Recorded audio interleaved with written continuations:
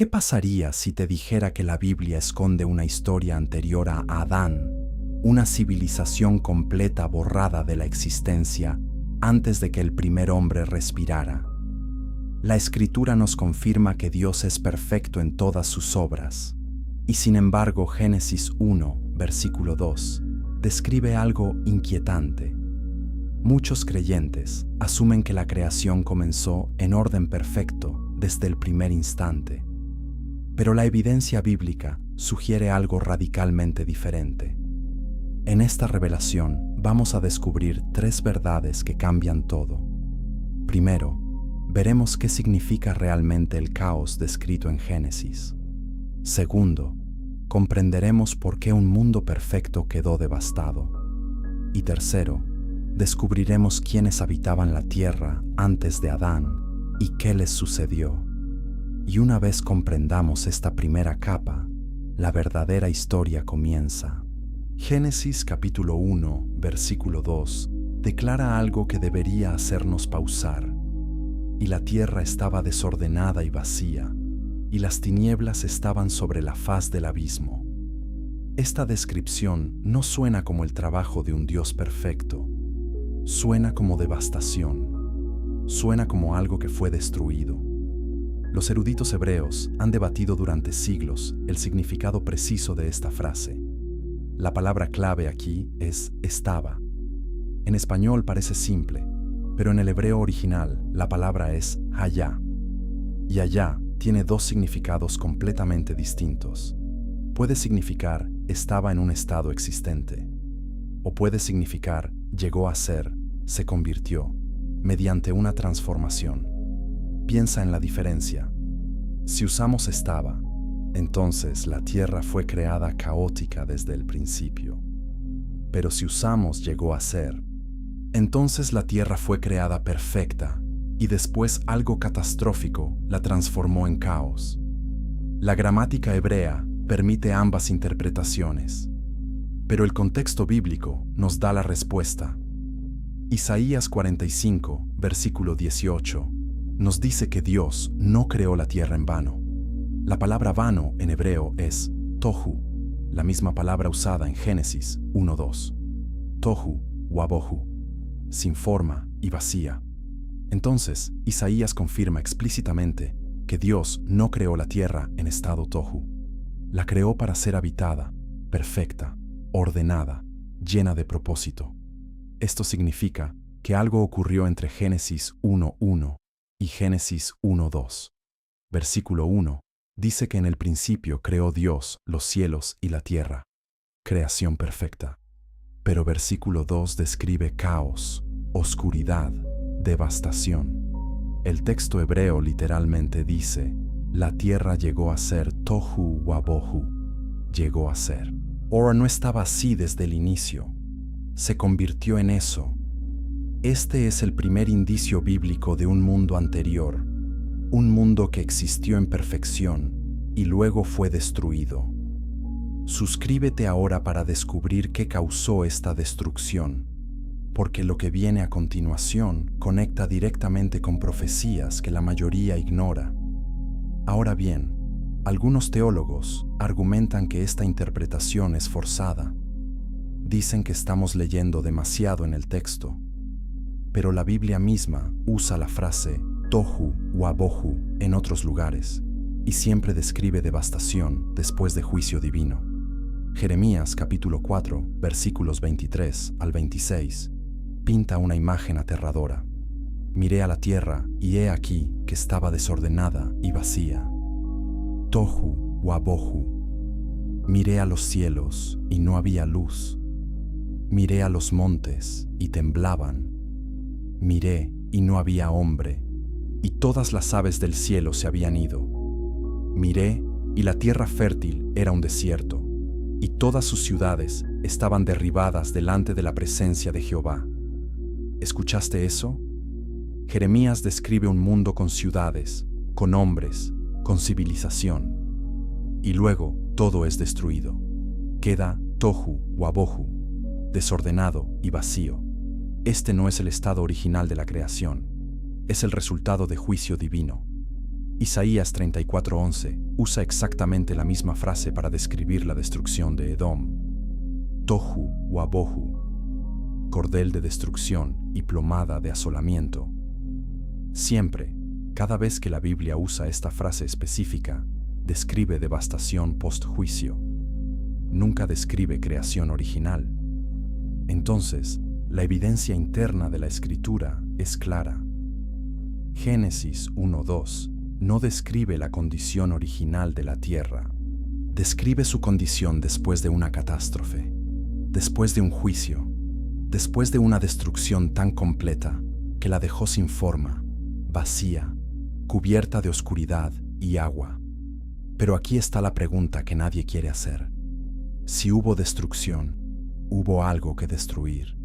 Si hubo juicio, hubo algo o alguien que juzgar. Y si la tierra llegó a ser caótica, entonces antes era ordenada, antes estaba habitada, antes tenía vida. Dale like si esta revelación ya está cambiando tu comprensión de Génesis, porque lo que descubriremos en los próximos minutos te mostrará exactamente quién habitaba ese mundo y por qué fue borrado. La tierra no comenzó en caos, comenzó en perfección. Génesis 1:1 confirma esto. En el principio creó Dios los cielos y la tierra. El verbo hebreo bara, crear, se usa exclusivamente para la actividad creadora de Dios. Implica creación de la nada, creación perfecta, creación con propósito. No hay forma de que Dios creara algo tohu wabohu desde el inicio. Eso contradice su naturaleza. Job 38 versículos 4 al 7 nos da una ventana a esa creación original. Dios pregunta a Job: ¿dónde estabas tú cuando yo fundaba la tierra? Decláralo si tienes inteligencia. ¿Quién ordenó sus medidas, si lo sabes? ¿O quién extendió sobre ella cordel? ¿Sobre qué están fundadas sus bases? ¿O quién puso su piedra angular cuando alababan todas las estrellas del alba y se regocijaban todos los hijos de Dios? Nota cuidadosamente este pasaje. Cuando Dios fundó la tierra, cuando puso su piedra angular, las estrellas del alba alababan y los hijos de Dios se regocijaban. Esto significa que ya existían seres celestiales, seres angélicos, aún observando la creación original, y su reacción fue regocijo. No hay mención de caos, no hay mención de oscuridad, hay celebración, hay perfección, hay orden divino. Entonces, sabemos con certeza que la tierra original no era tohu wabohu. La tierra original era gloriosa, era un lugar de alabanza, era digna de celebración angelical. Pero algo ocurrió, algo tan terrible que transformó esa gloria en ruinas. Y la respuesta a qué ocurrió está oculta en un solo verbo hebreo. Comparte este video con alguien que necesita escuchar esta verdad, porque estamos a punto de descubrir la palabra que cambia absolutamente todo. El verbo hayá no solo significa llegó a ser, también implica una causa. Algo causó que la tierra llegara a ser caótica. No fue casualidad, no fue evolución natural, fue un evento catastrófico, un evento de juicio. Y ese evento está registrado en la Escritura, pero está escondido entre líneas, esperando que ojos atentos lo descubran. Entonces, recapitulemos lo que hemos establecido hasta ahora. Primero, Génesis 1:1 describe creación perfecta. Segundo, Génesis 1:2 describe devastación post-juicio. Tercero, algo catastrófico ocurrió entre estos dos versículos. Cuarto, ese algo transformó orden en caos, luz en oscuridad, vida en desolación. Y quinto, la Biblia usa consistentemente tohu wabohu para describir resultados de juicio divino, nunca creación original. Estos 5 puntos establecen el fundamento bíblico sólido para la existencia de un mundo preadámico. Pero queda la pregunta más importante: ¿qué causó esta destrucción? ¿Quién habitaba ese mundo original? ¿Y por qué Dios lo borró completamente antes de crear a Adán? La respuesta nos lleva a una guerra cósmica, a una rebelión angelical y a un ser cuya caída sacudió los cimientos mismos del universo. Y esa es exactamente la revelación que viene después. Capítulo 2. La palabra que cambia. Todo existe una palabra en hebreo que los traductores han suavizado durante siglos, y esa palabra contiene la clave para entender todo el misterio del mundo preadámico. Génesis 1:2. En hebreo comienza con la letra Vav. Esta pequeña letra cambia todo. En hebreo, Vav funciona como conjunción. Puede significar y, pero también puede significar pero, entonces o ahora. El contexto determina el significado. Y en Génesis 1:2, el contexto sugiere fuertemente que Vav debería traducirse como pero o entonces. Lee Génesis 1:1 y 2 juntos con esta traducción. En el principio creó Dios los cielos y la tierra, pero la tierra llegó a ser desordenada y vacía. ¿Sientes la diferencia? No es continuidad, es contraste, es problema. Es algo que salió mal entre la creación perfecta y el estado caótico. Los eruditos que han estudiado el hebreo bíblico durante décadas reconocen este patrón gramatical. El doctor Arthur Costance, en su obra Sin forma y vacía, documenta exhaustivamente esta estructura lingüística. El rabino Samson Raphael Hirsch, uno de los comentaristas judíos más respetados, también señala esta lectura. Entonces, no estamos inventando interpretaciones. Estamos siguiendo la gramática del idioma original. Estamos dejando que el hebreo hable por sí mismo. Y cuando lo hace, revela una historia que la mayoría de traducciones han ocultado accidentalmente. Una historia de perfección, caída y recreación. Comenta abajo qué traducción de la Biblia usas, porque algunas versiones captan este matiz mejor que otras, y lo que viene revelará por qué esto importa tanto para entender el plan completo de Dios. Ahora analicemos el versículo 3. Y dijo Dios, sea la luz, y fue la luz. Espera un momento. Si Dios creó la luz en el día 1, y creó el sol, la luna y las estrellas en el día 4, entonces, ¿de dónde vino la luz de los primeros 3 días? Esta es una pregunta que incomoda a muchos, pero tiene una respuesta perfecta cuando entendemos que Génesis 1:3 en adelante no es creación original, es restauración, es recreación. Es Dios diciendo, sea la luz en un mundo que había quedado cubierto de oscuridad. Primera de Juan 1:5 nos dice que Dios es luz y no hay ningunas tinieblas en él. La luz no comenzó en Génesis 1:3. La luz existe eternamente en la naturaleza de Dios. Lo que comenzó en Génesis 1:3 fue la restauración de luz a un mundo que había sido sumergido en tinieblas por juicio. Las tinieblas de Génesis 1:2 no son ausencia original de luz, son presencia de oscuridad como consecuencia de juicio. Esto es crucial. La oscuridad bíblica representa a menudo juicio, separación de Dios, presencia de maldad. Entonces, cuando Dios dice, sea la luz en el versículo 3, está disipando la oscuridad del juicio. Está comenzando el proceso de restauración. Está preparando la tierra para una nueva creación, una nueva raza, una nueva oportunidad. La creación de Adán no fue el primer acto creativo de Dios en la tierra. Fue el primer acto creativo después de la destrucción, después del reinicio, después de que un mundo anterior fuera borrado. Suscríbete si quieres que hagamos un video completo sobre las diferencias entre creación original y recreación adámica, porque hay detalles fascinantes que el tiempo no permite cubrir hoy. Fíjate también en el lenguaje de Génesis 1. Desde el versículo 3 en adelante, Dios no usa vara, crear de la nada, tan frecuentemente. Usa asá, hacer o formar con material existente. Génesis 1:16 dice que Dios hizo las lumbreras, no dice que las creó. Génesis 1:25 dice que Dios hizo las bestias de la tierra, no dice que las creó todas allí. Vara aparece solo 3 veces en Génesis 1. En el versículo 1, creación original de materia.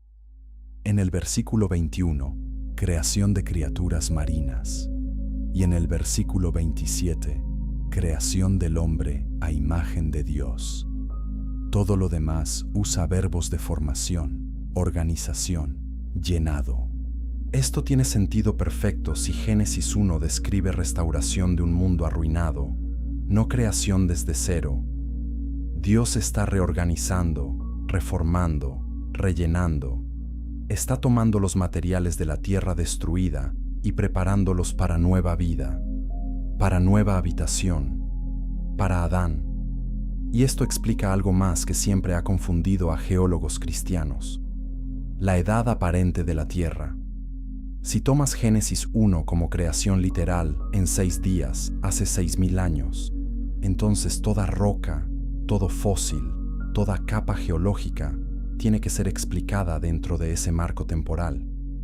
Pero si entiendes que Génesis 1:1 es la creación original que pudo ocurrir hace miles de millones de años, y Génesis 1:3 en adelante es recreación reciente, hace 6.000 años, entonces puedes honrar tanto la escritura como la evidencia científica. No hay conflicto. Hay armonía. Dale like si esto está conectando piezas que nunca encajaron antes. Los días de Génesis 1 no están recreando el universo entero desde cero. Están restaurando la superficie de la tierra para habitación humana. Por eso, el enfoque es tan específico. Separación de aguas, aparición de tierra seca, vegetación, lumbreras visibles desde la tierra, criaturas marinas y aves, animales terrestres, y finalmente, el hombre. Todo esto es preparación de un planeta devastado para convertirse nuevamente en hogar. Hogar para una creación especial. Una creación a imagen de Dios. Adán. Pero antes de que Dios pudiera crear a Adán, tenía que resolver un problema. Tenía que limpiar los restos del mundo anterior. Tenía que asegurarse de que la rebelión que destruyó el primer mundo no contaminara el segundo. Tenía que establecer las condiciones correctas para que la redención fuera posible. Y eso nos lleva directamente a la razón por la cual el primer mundo fue destruido. Nos lleva a una guerra en el cielo, a un querubín ungido que se rebeló, a un ángel llamado Lucero, hijo de la mañana. Comparte este video ahora, porque lo que viene a continuación revelará quién causó la devastación de Génesis 1:2 y por qué su rebelión tuvo consecuencias cósmicas. Hemos establecido que hubo destrucción. Hemos establecido que hubo juicio. Ahora vamos a descubrir quién fue juzgado y por qué toda la creación tembló cuando cayó. Capítulo 3. La caída, que destruyó un mundo.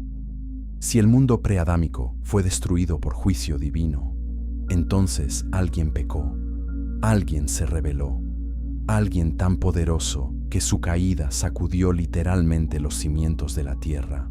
La Escritura nos da su nombre: Lucero, hijo de la mañana, el querubín grande y protector, y su historia está registrada en 2 pasajes proféticos que la mayoría lee, pero pocos conectan con Génesis 1:2. Isaías 14 y Ezequiel 28. Isaías 14 versículos 12 al 15 declaran algo asombroso. ¿Cómo caíste del cielo, oh lucero, hijo de la mañana? Cortado fuiste por tierra tú, que debilitabas a las naciones. Tú que decías en tu corazón, subiré al cielo. En lo alto junto a las estrellas de Dios, levantaré mi trono. Y en el monte del testimonio, me sentaré a los lados del norte. Sobre las alturas de las nubes, subiré y seré semejante al Altísimo. Mas tú derribado, eres hasta el Seol, a los lados del abismo. Este pasaje usa lenguaje que va más allá de cualquier rey terrenal. Ningún rey humano cayó del cielo.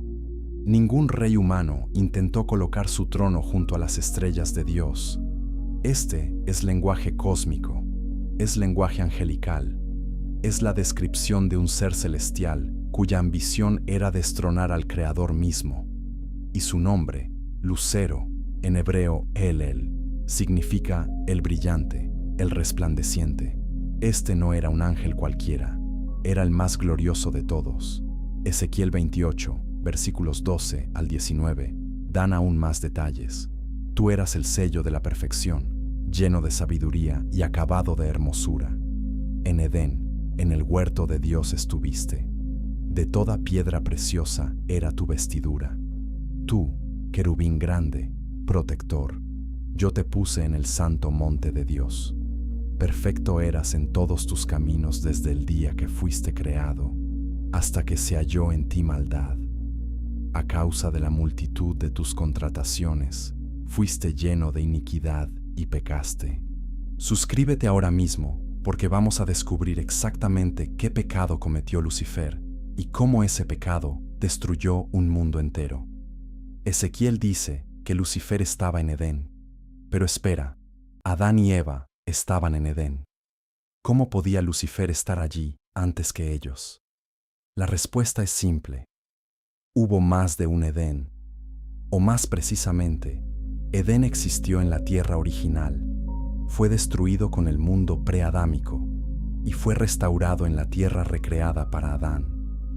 Ezequiel 28 describe claramente a Lucifer cubierto de piedras preciosas, caminando entre piedras de fuego, en el monte santo de Dios. Esta es descripción del mundo original, del mundo perfecto, del mundo antes de la caída. Entonces, ¿qué pecado halló Dios en Lucifer? Orgullo, ambición, rebelión. Versículo 17 lo explica. Se enalteció tu corazón a causa de tu hermosura.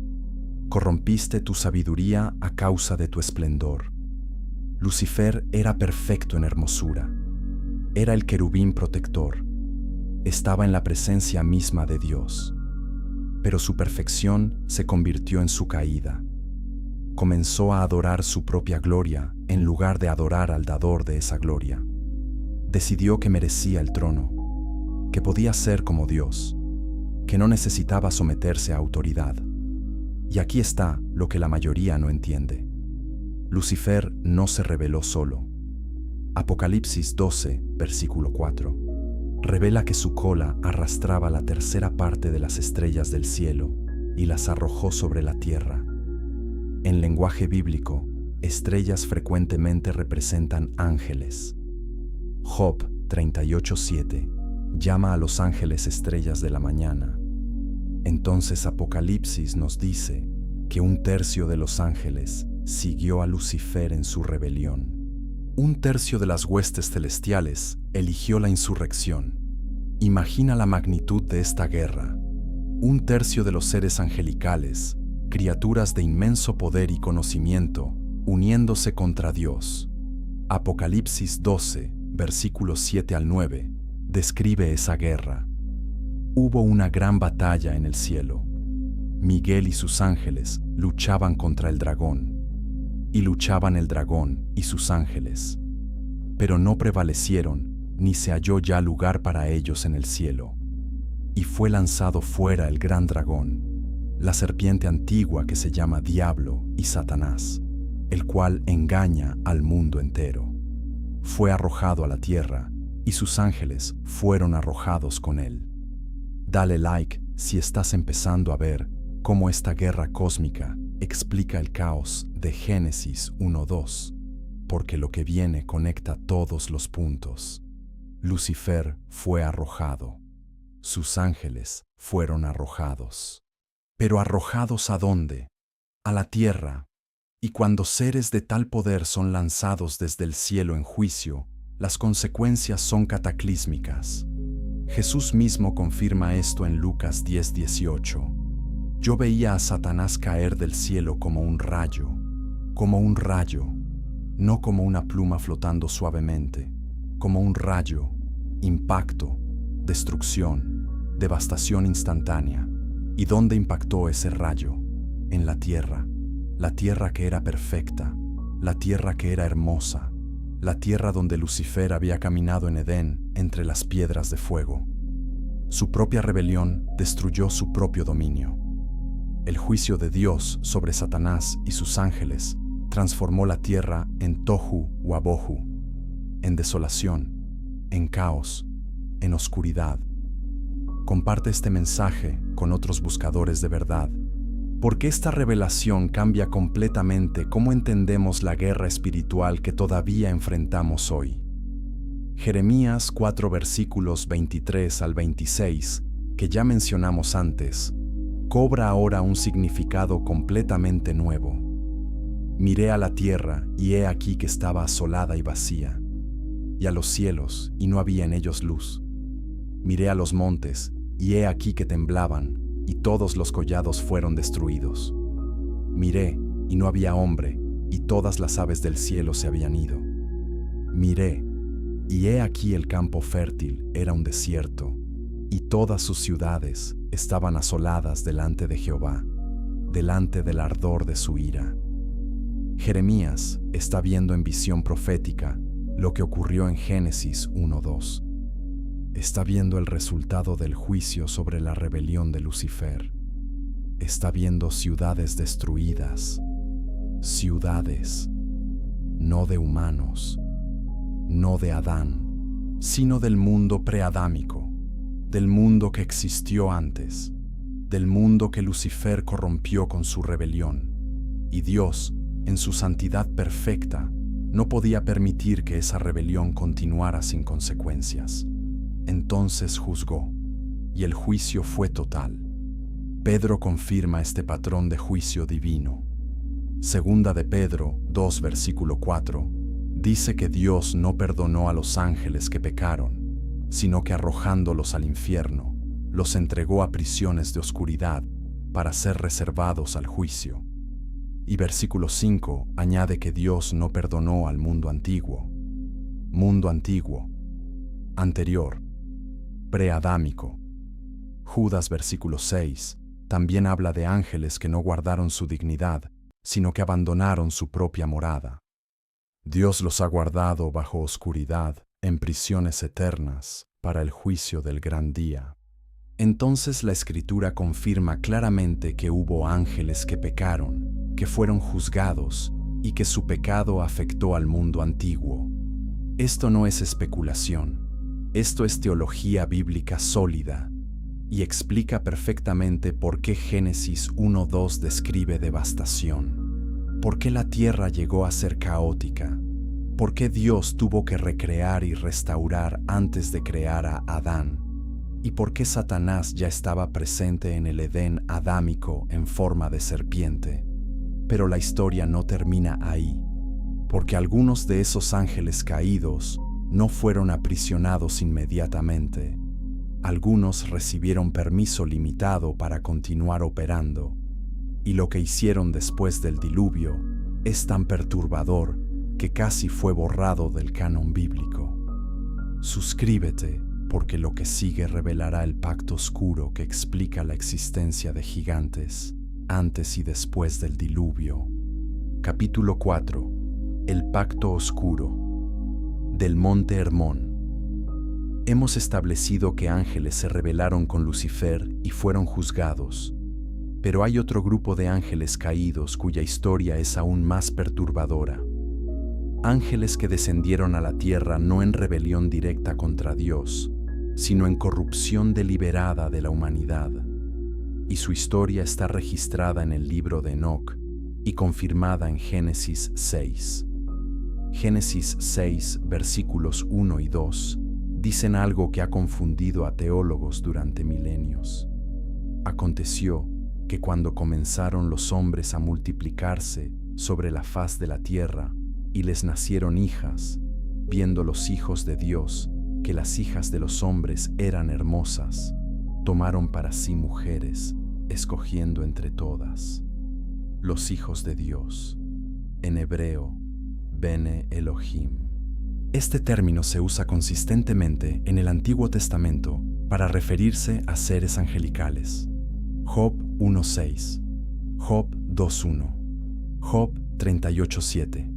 Siempre ángeles.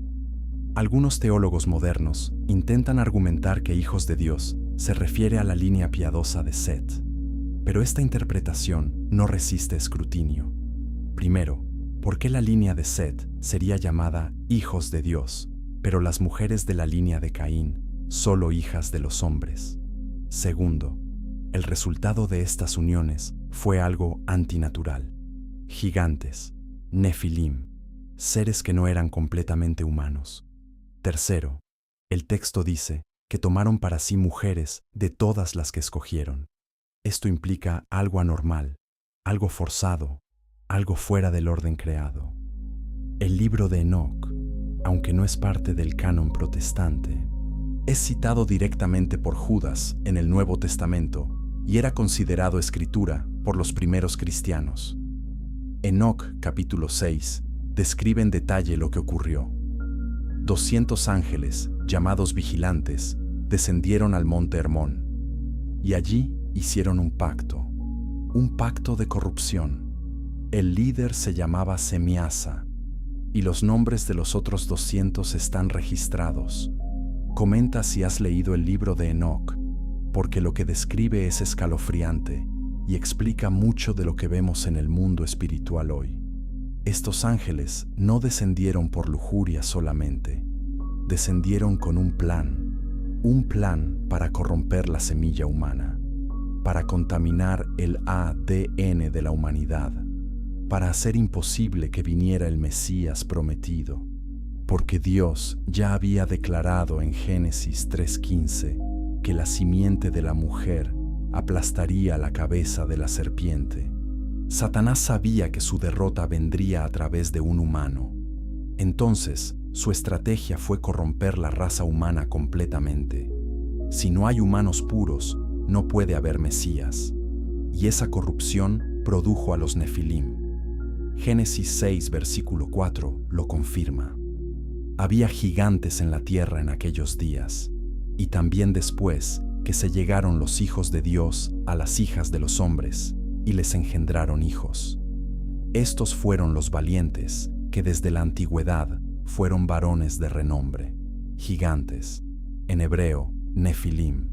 La palabra significa caídos, los que cayeron, o los que hacen caer, híbridos, mezcla de angélico y humano, abominación genética. Suscríbete si quieres que profundicemos en la genética de los Nefilim en otro video. Pero nota algo crítico en Génesis 6:4. Y también después. ¿Después de qué? Después del diluvio. Los Nefilim existieron antes del diluvio y también después del diluvio. ¿Cómo es esto posible si el diluvio destruyó todo? La respuesta está en el propósito del diluvio mismo. El diluvio no fue solo juicio por pecado moral, fue cirugía genética divina. Génesis 6:12 dice que Dios miró la tierra, y he aquí que estaba corrompida, porque toda carne había corrompido su camino sobre la tierra. Toda carne, no solo humanos, toda carne. La palabra hebrea para corrompida es shachat, que implica corrupción física, genética, no solo moral. La creación misma había sido contaminada por la mezcla antinatural de angelical y humano. Y dentro de ese mundo corrompido había un solo hombre genéticamente puro, Noé. Génesis 6:9 dice que Noé era perfecto en sus generaciones. La palabra hebrea es tamiyim, que significa sin defecto, sin mancha. Se usa para describir animales de sacrificio que no tienen contaminación genética. Entonces, Dios preservó a Noé y su familia porque eran los únicos humanos genéticamente puros que quedaban, los únicos a través de quienes la promesa del Mesías podía cumplirse. El diluvio fue la respuesta de Dios para limpiar la contaminación Nefilim, para reiniciar la raza humana con ADN puro, para asegurar que la simiente de la mujer pudiera venir. Dale like si esto te hace ver el diluvio con ojos completamente nuevos, porque lo que sigue explica cómo los Nefilim sobrevivieron a pesar del diluvio. Números 13, versículos 32 y 33, registran que los espías israelitas vieron gigantes en Canaán. También vimos allí gigantes, hijos de Anac, raza de los gigantes, y éramos nosotros a nuestro parecer como langostas. Y así les parecíamos a ellos. Esto es 400 años después del diluvio, y hay gigantes. ¿Cómo? La respuesta está en Génesis 6:4, y también después. Algunos ángeles caídos repitieron el pecado después del diluvio, o algunos genes Nefilim sobrevivieron a través de las esposas de los hijos de Noé. Deuteronomio 2 y 3 mencionan múltiples razas de gigantes: los Refaim, los Emim, los Somsomim, los Anaseos, ciudades enteras de gigantes. Y Dios ordenó a Israel exterminarlos completamente, no dejar ninguno vivo. ¿Por qué tal severidad? Porque no eran completamente humanos. Eran resultado de la corrupción angelical. Eran una amenaza existencial a la línea mesiánica. Eran la continuación del plan satánico de contaminar la semilla. Primera de Samuel 17 nos da el ejemplo más famoso: Goliat de Gat, un gigante de casi 3 metros de altura, con 6 dedos en cada mano y 6 en cada pie, según Segunda de Samuel 21:20. Anomalías genéticas, evidencia de hibridación. Y David, un pastor adolescente, lo derrota no con su propia fuerza, sino en el nombre de Jehová de los ejércitos. Porque esta no era solo una batalla física, era batalla espiritual. Era la semilla de la mujer contra la semilla de la serpiente. Y esto nos lleva al conocimiento prohibido, porque los ángeles caídos no solo corrompieron la genética humana, también corrompieron el conocimiento humano. Le enseñaron a la humanidad secretos que no estaban destinados a conocer, secretos de guerra, de hechicería, de astrología, de ciencias ocultas. Y ese conocimiento prohibido explica algo que ha desconcertado a arqueólogos durante décadas. Comparte este video, porque lo que viene revelará por qué civilizaciones antiguas tenían conocimientos que no deberían haber tenido. Capítulo 5. Los gigantes, que no deberían existir. Si los Nefilim eran reales, entonces deberíamos encontrar evidencia. Evidencia arqueológica, evidencia histórica, evidencia de que existieron seres que no encajan en la narrativa evolutiva estándar. Y resulta que esa evidencia existe. En todas partes. Culturas de todo el mundo hablan de gigantes, de dioses que descendieron del cielo, de híbridos entre divino y humano. Esto no es coincidencia, es memoria colectiva. Los griegos hablaban de los titanes y los Nefilim. Los Nefilim. Los nórdicos hablaban de los Jotun, gigantes de las montañas. Los hindúes hablan de los Daityas, gigantes que lucharon contra los dioses. Los nativos americanos de tribus como los Paiute cuentan historias de gigantes pelirrojos que habitaban la tierra antes que ellos. Los sumerios, la civilización más antigua conocida, escribieron sobre los Anunnaki, dioses que descendieron del cielo y se mezclaron con humanos. Estas no son solo historias, son registros históricos distorsionados a través del tiempo y la cultura, pero basados en eventos reales, eventos descritos en Génesis 6, eventos confirmados en Números 13, eventos que Jesús mismo validó en Mateo 24:37, cuando dijo que como en los días de Noé, así será la venida del Hijo del Hombre. Jesús reconoció que algo específico y único estaba ocurriendo en los días de Noé, algo más que simple maldad moral. Y aquí está lo más perturbador. Jesús no dijo cómo fueron los días de Noé, Sino como en los días de Noé, así será. Tiempo futuro, indicando que lo que ocurrió entonces ocurrirá nuevamente antes de su segunda venida. Corrupción genética, hibridación, mezcla de humano con algo no humano. Suscríbete si quieres que exploremos las implicaciones proféticas de esto en un video futuro, porque lo que está ocurriendo hoy con ingeniería genética, inteligencia artificial y transhumanismo es escalofriante. Pero volvamos a la evidencia. Enoc, capítulos 7 y 8, detallan exactamente qué enseñaron los ángeles caídos a la humanidad. Azazel enseñó a los hombres a hacer espadas, cuchillos, escudos, armaduras, tecnología militar. Semiasa enseñó encantamientos y corte de raíces, hechicería. Armaros enseñó la resolución de encantamientos. Baraquiel enseñó astrología.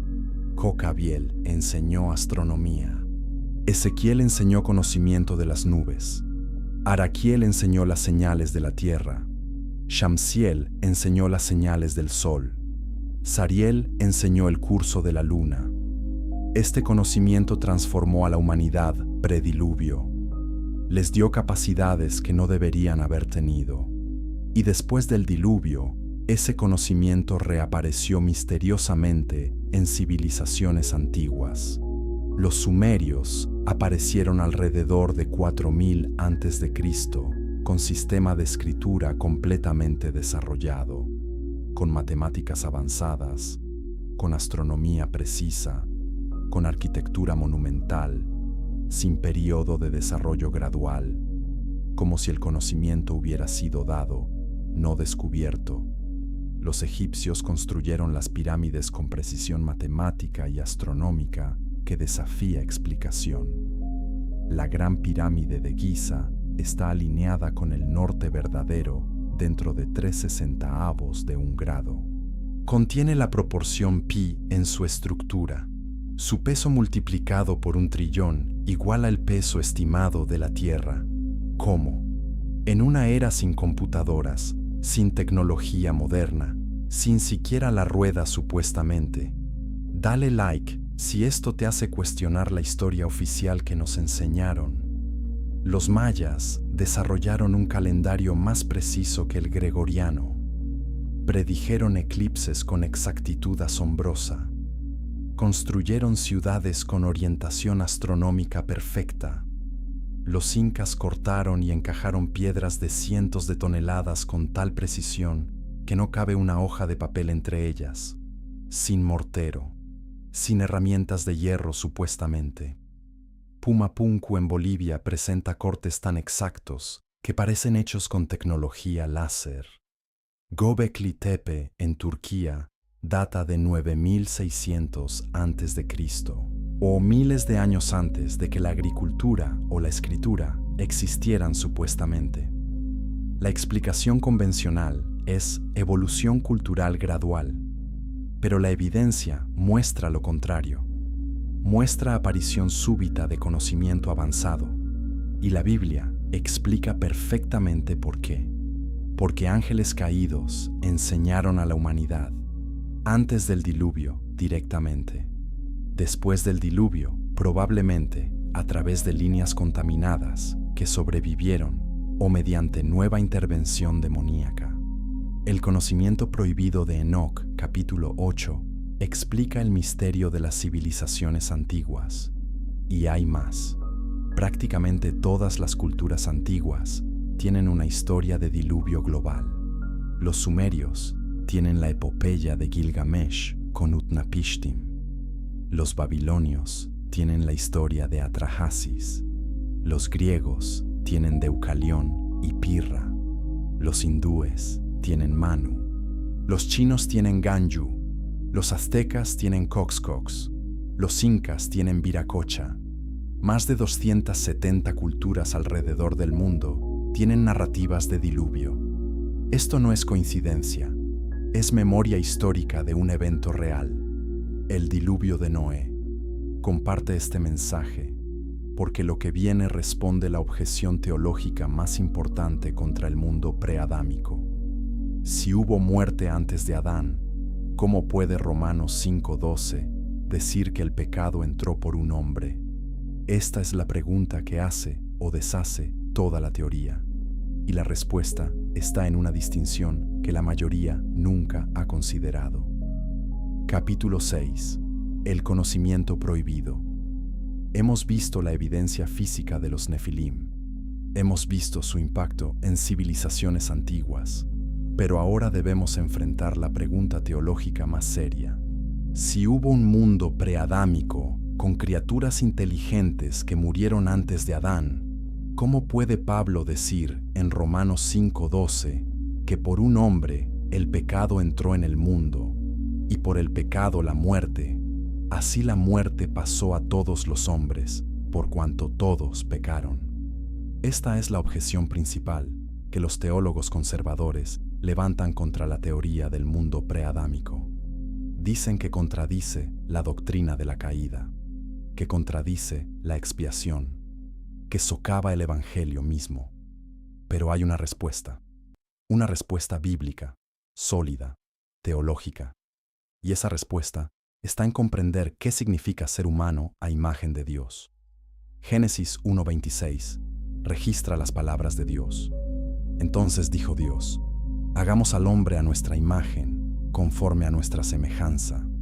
Y versículo 27 confirma: y creó Dios al hombre a su imagen. A imagen de Dios lo creó, varón y hembra los creó. Imagen de Dios. Esta frase es única. No se usa para ninguna otra criatura. No se usa para ángeles. No se usa para animales. Solo para la humanidad adámica. ¿Qué significa imagen de Dios? Significa capacidad moral. Significa conciencia espiritual. Significa capacidad de conocer a Dios personalmente. Significa alma eterna. Significa responsabilidad moral ante nuestro Creador. Los animales no tienen esto. Los ángeles tienen algo similar pero diferente. Los humanos adámicos tienen algo único. Fuimos creados para comunión con Dios, para representarlo en la tierra, para ser sus administradores, sus embajadores, sus hijos. Ahora escucha cuidadosamente Génesis 2:7. Entonces Jehová Dios formó al hombre del polvo de la tierra y sopló en su nariz aliento de vida. Y fue el hombre un ser viviente. La frase aliento de vida en hebreo es nishmat chayim, literalmente aliento de vidas, plural. Esto es único. No se dice esto de ningún animal en Génesis 1.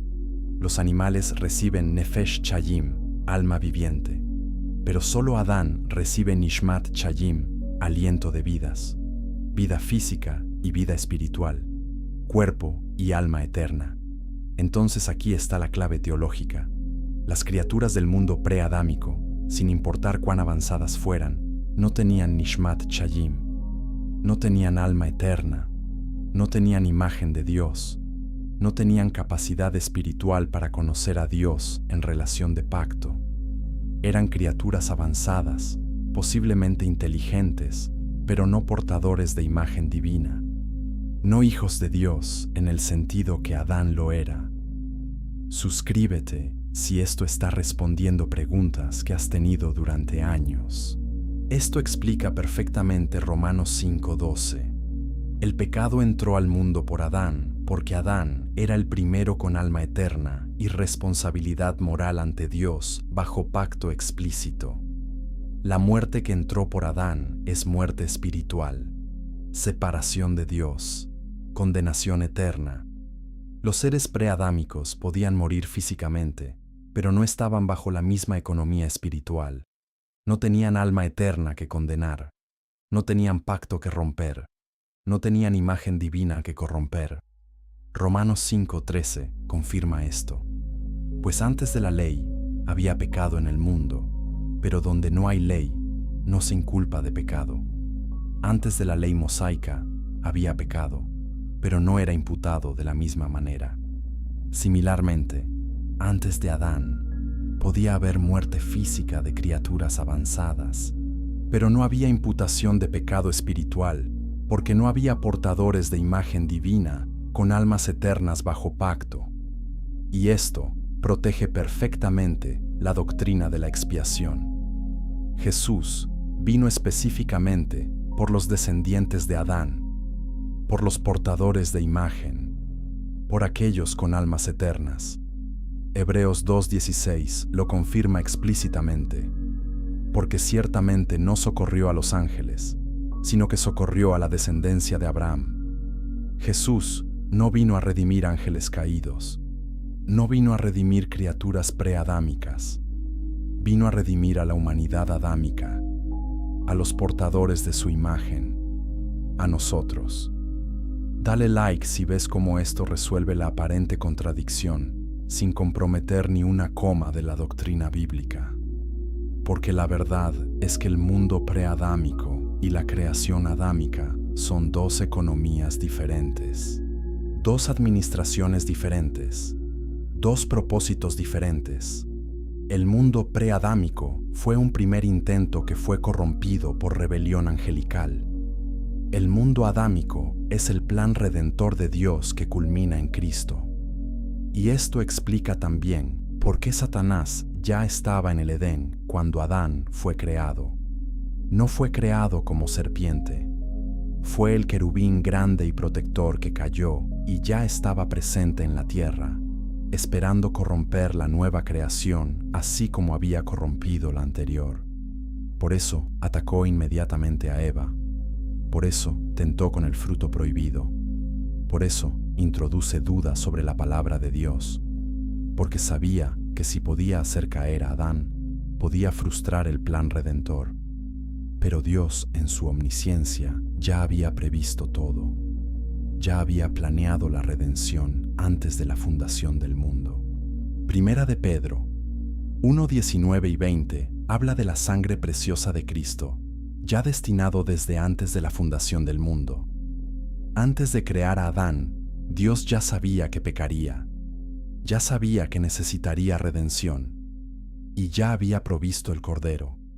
Entonces, el mundo preadámico no amenaza el Evangelio, lo magnifica, muestra que Dios ha estado obrando en la creación a través de eras, muestra que ha habido conflicto cósmico entre bien y mal desde antes de Adán, muestra que la creación adámica fue deliberadamente diseñada como el escenario para la redención, para la manifestación de la gracia, para la derrota definitiva de Satanás a través de un Dios hombre nacido de mujer. Y esto nos lleva a la pregunta del tiempo. Si el mundo preadámico existió, ¿cuándo existió? La respuesta está en la brecha entre Génesis 1:1 y Génesis 1:2. Esa brecha puede acomodar millones o miles de millones de años. Acomoda las eras geológicas, acomoda los dinosaurios, acomoda los fósiles, acomoda la edad aparente de la Tierra, sin contradecir que la creación adámica ocurrió hace aproximadamente 6.000 años, como indica la genealogía bíblica. Comparte este video con alguien que lucha con armonizar ciencia y escritura, porque la teoría de la brecha hace exactamente eso sin comprometer la inerrancia bíblica. Pero nos queda un último misterio. Romanos 5:14 menciona algo extraño. Personas que murieron entre Adán y Moisés, que no pecaron a la manera de Adán. ¿Quiénes eran? ¿Y qué nos revela esto sobre poblaciones que existieron fuera del linaje adámico directo? Esa es la revelación final que viene. Capítulo 7. La clave teológica que resuelve el enigma. Hemos establecido que el mundo preadámico no contradice Romanos 5:12, porque esas criaturas no tenían alma eterna ni imagen de Dios. Pero ahora debemos examinar un versículo que la mayoría pasa por alto. Romanos 5:14. No obstante, reinó la muerte desde Adán hasta Moisés, aun en los que no pecaron a la manera de la transgresión de Adán. Este versículo es crítico. Pablo dice que entre Adán y Moisés, la muerte reinó incluso sobre aquellos que no pecaron a la manera de Adán. ¿Qué significa esto? Significa que había personas que murieron, pero que no cometieron el mismo tipo de transgresión que Adán. Adán pecó contra mandato directo y explícito de Dios. Adán tenía conocimiento claro. Adán rompió pacto personal. Pero entre Adán y Moisés, antes de la ley escrita, había personas que murieron sin tener el mismo tipo de revelación explícita. Pero hay otra posible interpretación, que este versículo reconoce que había poblaciones viviendo contemporáneamente con Adán que no eran descendientes directos suyos, poblaciones que tal vez eran remanentes de líneas preadámicas o postdiluvio contaminadas. Y la Escritura da indicios de esto. Génesis 4:14 al 17 registra algo fascinante después de que Caín mata a Abel. Caín dice a Dios: «He aquí me echas hoy de la tierra, y de tu presencia me esconderé, y seré errante y extranjero en la tierra, y sucederá que cualquiera que me hallare me matará, cualquiera que me hallare». Espera. En este punto de Génesis, según la lectura tradicional, solo existían Adán, Eva y Caín. ¿A quién temía Caín? ¿Quiénes eran estos cualquiera que podrían matarlo? Y versículo 17 dice que Caín conoció a su mujer. ¿De dónde vino su esposa si solo existía su familia inmediata? La respuesta tradicional es que Caín se casó con una hermana no mencionada. Y eso es posible, dado que Génesis 5:4 dice que Adán tuvo hijos e hijas. Pero eso no explica el temor de Caín a ser matado por cualquiera.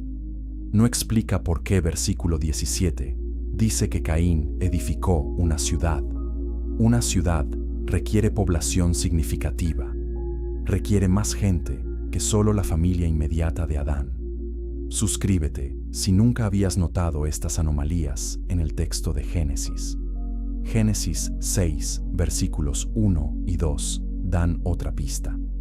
Cuando los hombres comenzaron a multiplicarse sobre la faz de la tierra y les nacieron hijas, los hijos de Dios vieron que las hijas de los hombres eran hermosas. Nota la distinción. Hijos de Dios versus hijas de los hombres. Si todos fueran descendientes de Adán, ¿por qué la distinción? Una interpretación es que hijos de Dios se refiere a la línea piadosa de Set e hijas de los hombres a la línea impía de Caín. Pero ya establecimos que esta interpretación no funciona bien, dado el resultado de gigantes. La interpretación angelical es más consistente con el uso de Bene Elohim en el resto del Antiguo Testamento. Pero hay una tercera posibilidad, que hijos de Dios se refiere a los descendientes directos de Adán, que portaban imagen divina completa, e hijas de los hombres se refiere a poblaciones que no eran línea directa adámica, posiblemente remanentes de líneas preadámicas o híbridos post-caída de Lucifer. Esta interpretación es especulativa, lo admito, pero explica las anomalías del texto mejor que ignorarlas. Explica de dónde vinieron las personas que Caín temía. Explica de dónde vino su esposa si no era su hermana. Explica cómo pudo edificar una ciudad. Explica la distinción en Génesis 6. Y explica Romanos 5:14. Dale like si esta perspectiva está abriendo nuevas capas de comprensión bíblica que nunca habías considerado. Pero debemos ser cuidadosos. Esta teoría no sugiere que haya múltiples razas con diferentes orígenes. Toda la humanidad actual desciende de Adán y Eva a través de Noé. Hechos 17:26 confirma que Dios de una sangre ha hecho todo el linaje de los hombres. Una sangre, un origen. Todos descendemos de Adán. Todos portamos imagen divina. Todos necesitamos redención en Cristo. Todos somos salvos de la misma manera, por gracia mediante fe. Lo que la teoría del mundo preadámico sugiere es que pudo haber poblaciones previas que no eran portadores de imagen y que fueron barridas antes de Adán o absorbidas genéticamente en la población adámica. Pero esto no afecta para nada la teología de pecado, caída y redención, porque esa teología se aplica específicamente a los portadores de imagen, a nosotros, a los descendientes de Adán. Y aquí está la belleza de esta perspectiva. Magnífica la gracia de Dios. Muestra que después de la rebelión de Lucifer y la destrucción del mundo preadámico, Dios no se dio por vencido en la creación. Empezó de nuevo. Creó a Adán y Eva. Les dio libre albedrío, sabiendo que pecarían, sabiendo que necesitarían rescate. Y ya había provisto ese rescate en la persona de su Hijo antes de la fundación del mundo. Segunda de Corintios 5:19 dice que Dios estaba en Cristo, reconciliando consigo al mundo. Reconciliando. Eso implica que hubo relación, hubo ruptura, y ahora hay restauración. La creación adámica es el plan de reconciliación de Dios. Es su manera de traer de vuelta a la creación a relación correcta con Él, a pesar de la rebelión cósmica. Y lo hace a través de una raza específica, portadora de su imagen, capaz de fe y amor, capaz de elección moral. Jesús mismo habló de cosas ocultas desde la fundación del mundo.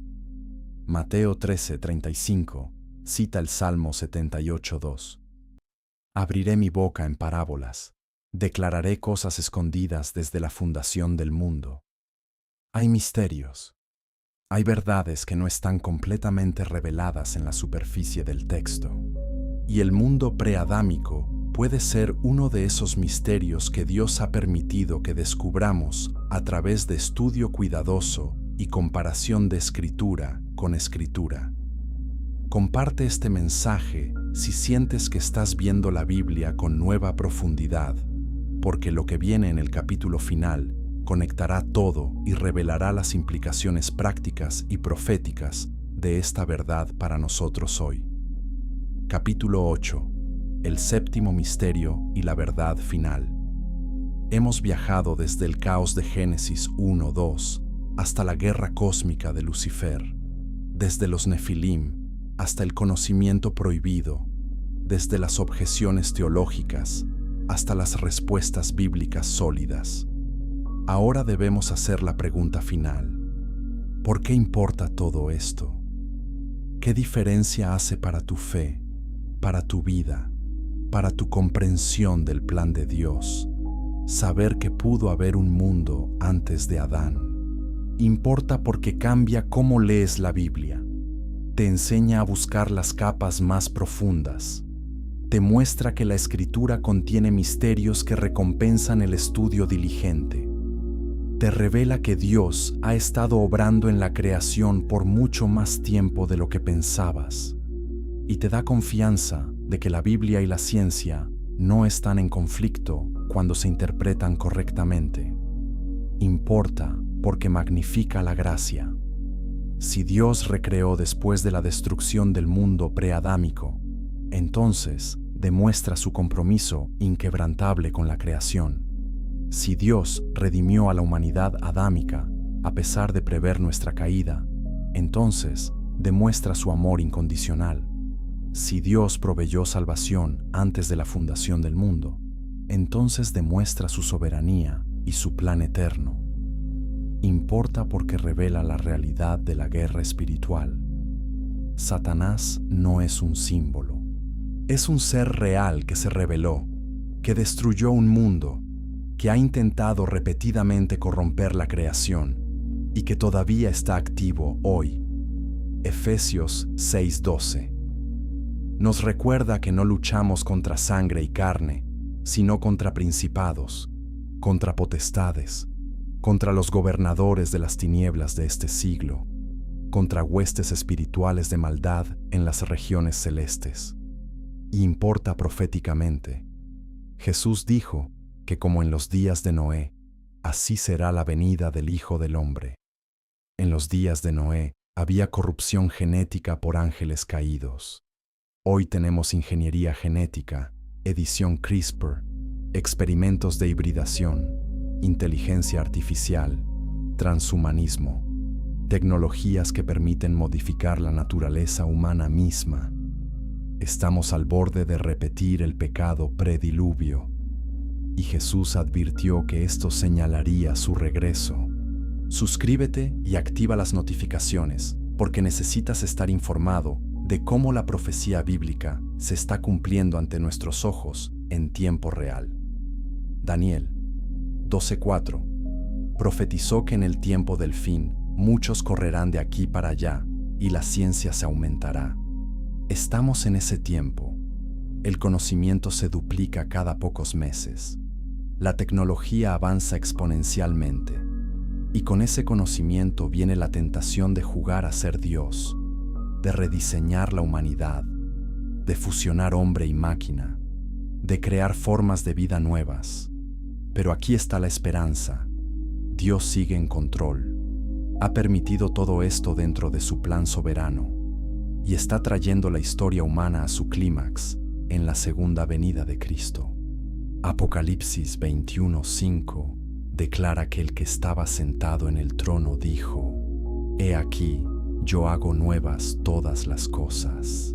Así como Dios recreó después de la devastación de Génesis 1:2, así recreará cielos nuevos y tierra nueva después del juicio final. Y esa recreación será permanente. No habrá más rebelión, no habrá más caída, no habrá más muerte. Apocalipsis 21:4 promete que enjugará Dios toda lágrima de los ojos de ellos, y ya no habrá muerte, ni habrá más llanto, ni clamor, ni dolor, porque las primeras cosas pasaron. Las primeras cosas, los mundos antiguos, las rebeliones, las caídas, todo pasado, todo renovado, todo perfecto para siempre. Entonces la historia del mundo preadámico no es solo historia antigua, es anticipación de gloria futura. Nos muestra que Dios es el Dios de las nuevas oportunidades, el Dios de la recreación, el Dios de la restauración. Y si Él pudo tomar un mundo devastado y recrearlo hermoso, puede tomar tu vida devastada y recrearla hermosa. Puede tomar tu pecado y darte salvación. Puede tomar tu oscuridad y darte luz. Dale like si esta enseñanza ha fortalecido tu fe y ensanchado tu comprensión de la grandeza de Dios, porque al final, eso es lo que importa. No solo conocimiento, sino adoración. No solo información, sino transformación. El mismo Dios que dijo sea la luz en Génesis 1:3, dice en 2 de Corintios 4:6, que Dios que mandó que de las tinieblas resplandeciese la luz, es el que resplandeció en nuestros corazones, para iluminación del conocimiento de la gloria de Dios en la faz de Jesucristo. La misma recreación que ocurrió en Génesis ocurre en el nuevo nacimiento. Cuando Cristo te salva, estás siendo recreado. Eres nueva criatura. Las cosas viejas pasaron y todas son hechas nuevas, según 2 de Corintios 5:17. Y esa recreación espiritual es preludio de la recreación física que viene cuando Cristo regrese y renueve toda la creación. Entonces, hemos descubierto que la Biblia revela capas de historia cósmica que la mayoría nunca ve. Que Génesis 1:2 describe devastación posterior a juicio, no creación original. Que Lucifer cayó y su rebelión destruyó un mundo. Que ángeles caídos corrompieron la humanidad prediluvio, creando gigantes. Que el diluvio fue cirugía divina para preservar la línea mesiánica. Que el conocimiento prohibido explica civilizaciones antiguas. Que los portadores de imagen divina comenzaron con Adán. Que Romanos 5 describe específicamente a la humanidad adámica. Y que todo esto magnifica la gracia y prepara para la recreación final. Si esta enseñanza ha impactado tu vida, compártela con otros buscadores de verdad. Comenta qué parte te sorprendió más. Y suscríbete, porque seguiremos explorando los misterios profundos de la palabra de Dios que transforman cómo entendemos su plan eterno de redención. Que Dios te bendiga con ojos para ver y oídos para oír las maravillas ocultas en su palabra, y que esta verdad te lleve a una adoración más profunda del Dios que crea, que juzga, que redime y que hace todas las cosas nuevas.